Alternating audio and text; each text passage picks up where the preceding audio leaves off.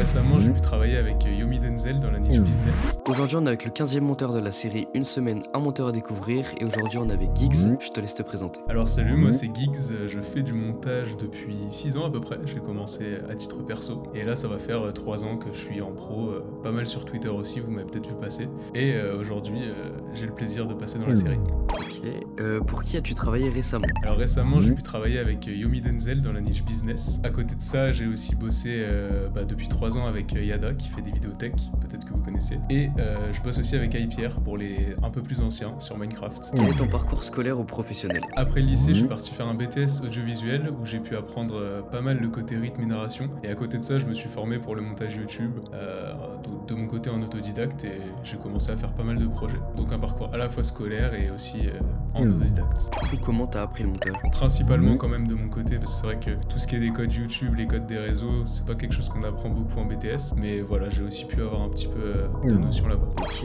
et du coup, c'est quoi ton aspect préféré dans le montage? Alors je vais te dire quelque chose qui est un peu plus global qu'un aspect du montage. Ça va être vraiment le côté rythme et le côté transmettre des émotions.